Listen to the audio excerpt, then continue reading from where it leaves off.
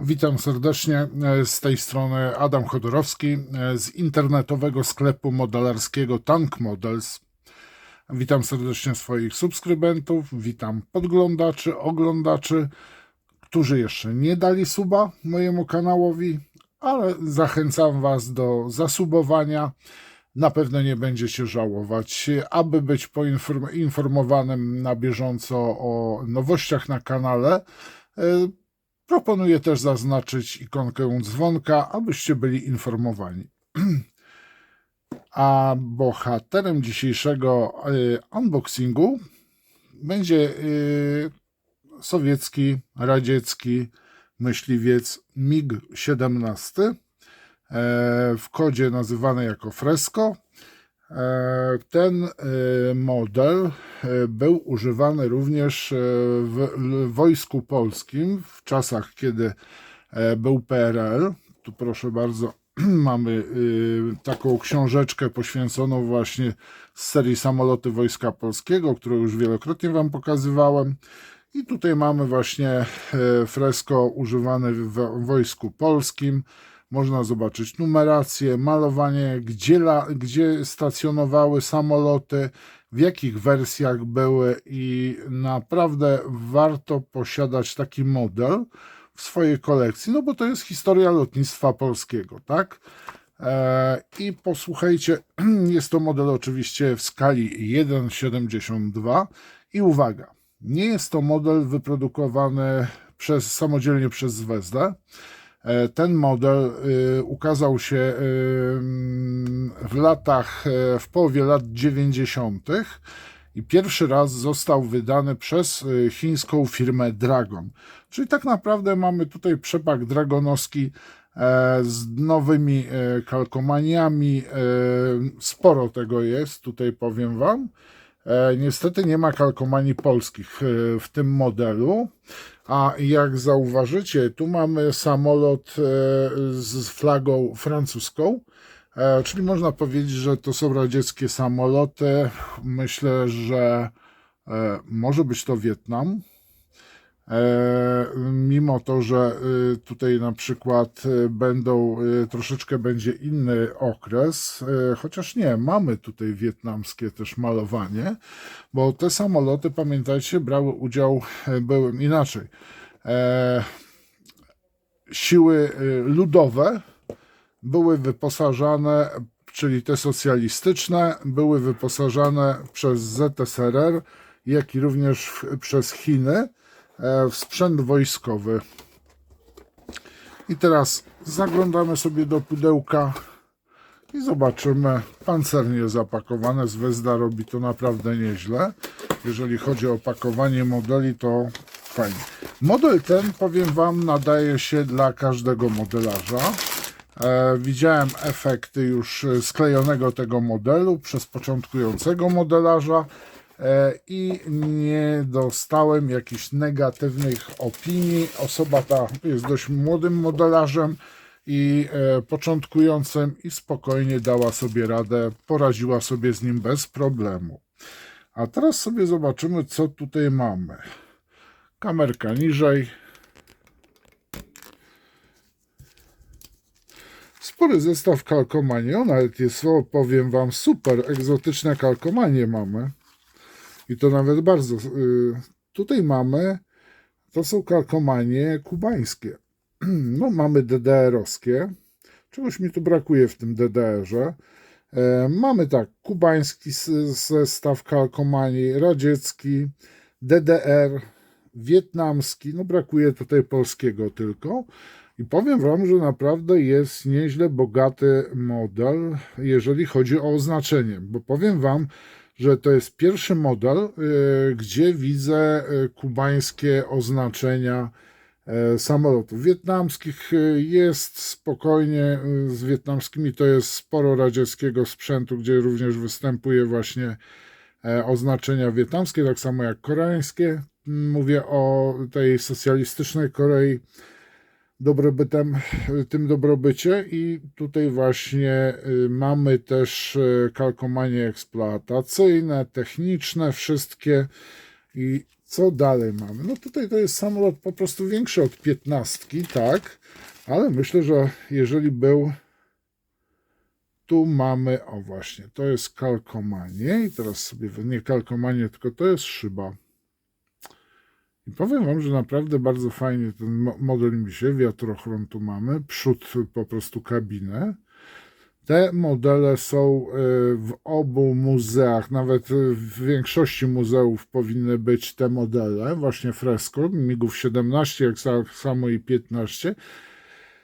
Można sobie spokojnie wybrać odpowiednio. W Krakowie są w Warszawie, zdaje się, że są też na Czerniakowie, tylko już nie pamiętam, czy ten model z Muzeum Wojska Polskiego przy Alejach Jerozolimskich jest na Czerniakowie, czy jest kilka wersji. W każdym razie na pewno na Czerniakowie MiG-15, MiG-17 jest. Tak się prezentuje szybka.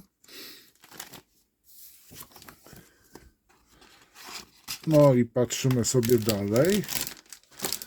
Tu sobie weźmiemy kalkomanię, znaczy tutaj weźmiemy sobie, mamy wietnamski, też egzotyczny, tak, znaczy no malowanie to nie jest egzotyczne, no tylko, że po prostu to jest no i Bai, 65 rok, z okresu, tu mamy DDR. A, ci to byli nadgorliwi. Chyba byli bardziej sowieccy, DDR-aki byli bardziej, powiem wam, chyba socjalistyczni niż sami socjaliści. Bo tu już widzimy, że grupa Jurija Gagarina, w ogóle powiem wam, no, nadgorliwcy. Tu mamy właśnie z 69 roku. Oho, dobrze. I tu mamy właśnie ten kubański.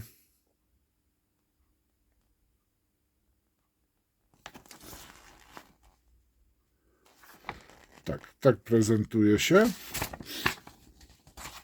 Tu mamy sowiecki malowanie, więc powiem wam tak, całe szczęście, że mamy tą książeczkę, ponieważ możemy sobie wybrać polski kamuflaż trójbarwny. Proszę bardzo, tu się na przykład znajduje. W tego typu kamuflaż możemy sobie pomalować. Tu gdzieś jeszcze były fajny taki kolor inny. No one głównie były koloru srebrnego, tak, aluminium. No tu mamy też właśnie tak bliżej oznaczenie i powiem wam, że jest to jest zdjęcie archiwalne z jednostki. Jeszcze tak, tutaj mamy radziecki.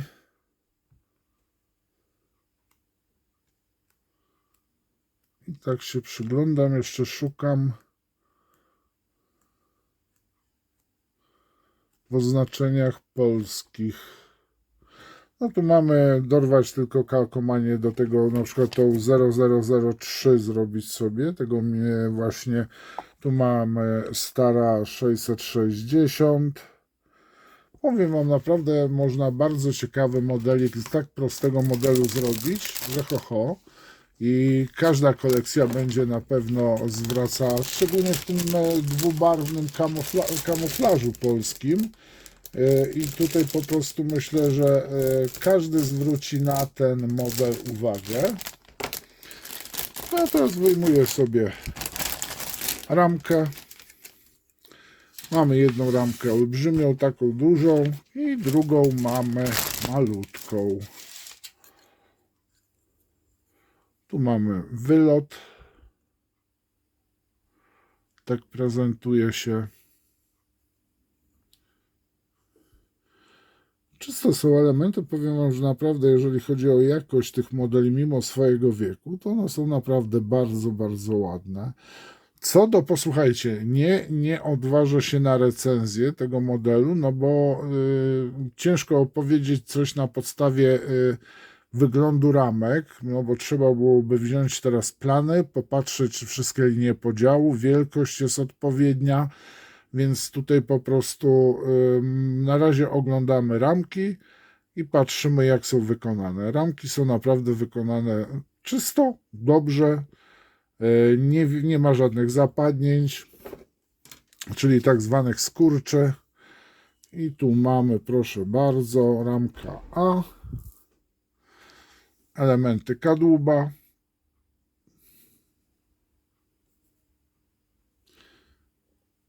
elementy, które przyklejamy do modelu. Skrzydła są z dwóch części, się składają. Stateczniki, elementy spodu, tu mamy golenie, tylne stateczniki. Mamy tylko jeden rodzaj przodu, jeżeli chodzi o ten, to jest jedna tylko możliwość. No tutaj trzeba będzie porozcinać jedynie, powiem Wam, osłony goleni, ponieważ one są tutaj w takiej wersji zamkniętej, czyli bez po prostu nie robimy otwartego, inaczej. Pasują idealnie do zamkniętego, do modelu w locie. Mamy koła, no tutaj jest troszeczkę nierówno, ale może być to też, wiecie co? Nie, to jest tak jakby, nie mogę jednoznacznie stwierdzić, czy to jest coś, błąd jakiś w plastiku, w odlewie, czy po prostu się mieni tak. Z drugiej strony tak się prezentuje. Mamy detal od wewnątrz.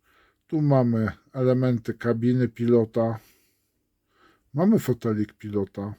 Część fotela przynajmniej. I tak prezentuje się od wewnętrznej strony. Prosty, przyjemny w sklejeniu model.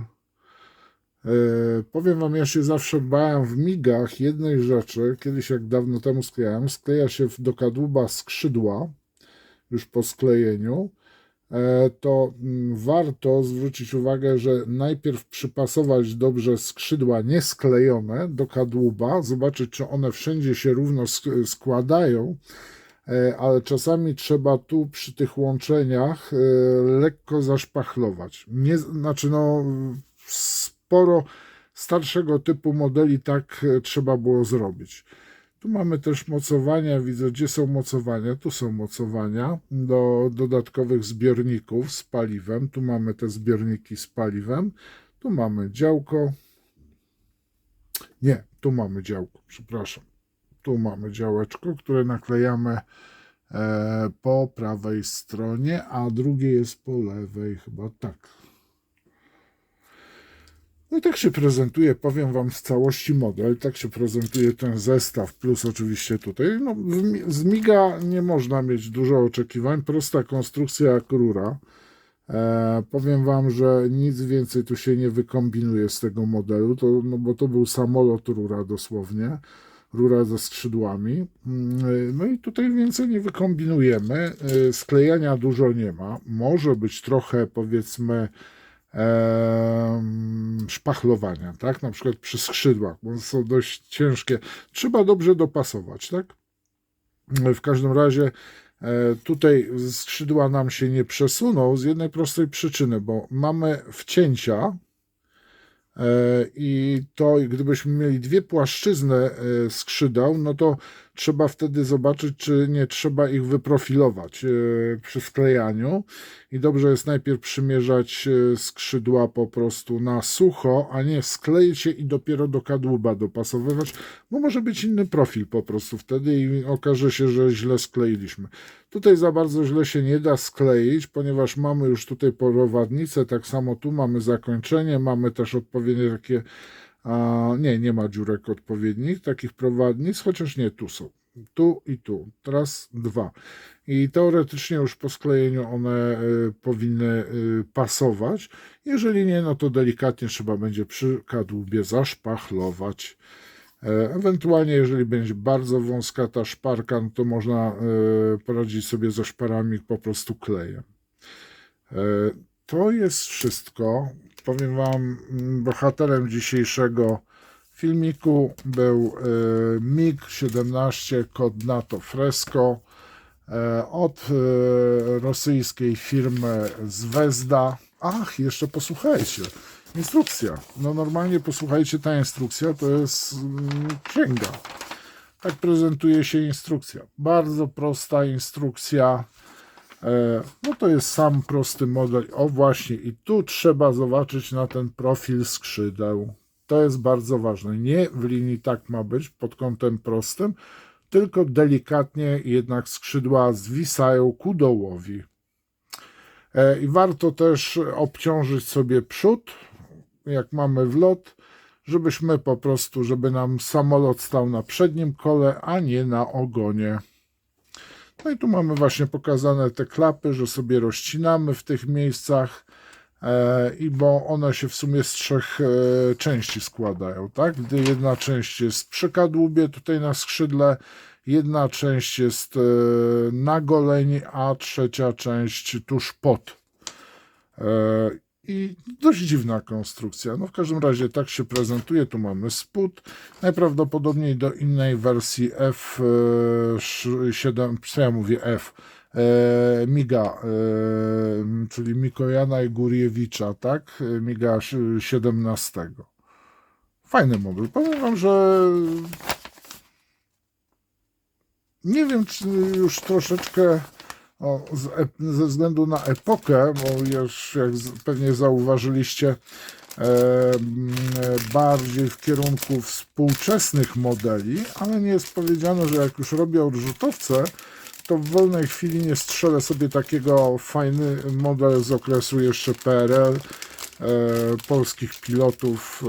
Nie, pamiętajcie, to było wojsko polskie, polscy piloci, a to, że latali na radzieckich maszynach, no tak wyszło. Tak, dzisiaj latają na amerykańskich maszynach i mam nadzieję, że nikt nie będzie narzekał, że jak nie na amerykańskich, to na ruskich, czy nie jak nie na ruskich, to na amerykańskich.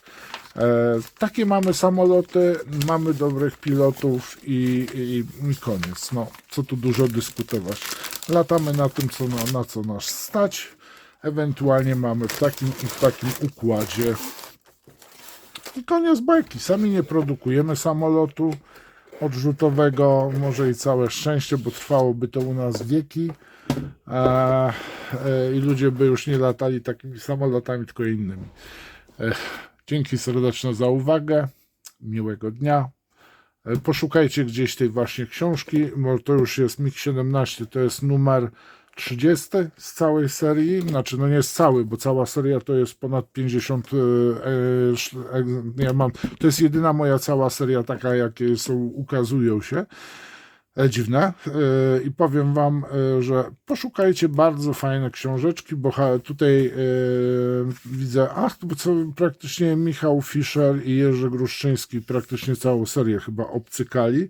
To jest jeszcze Edipress kolekcje. Niestety wydawnictwa Edipress już nie ma na rynku polskim. MiG-17, kalkomanie polskie albo do jakiegoś innego modelu i macie super polski samolot w swojej kolekcji. Dziękuję wam za uwagę, pozdrawiam, cześć.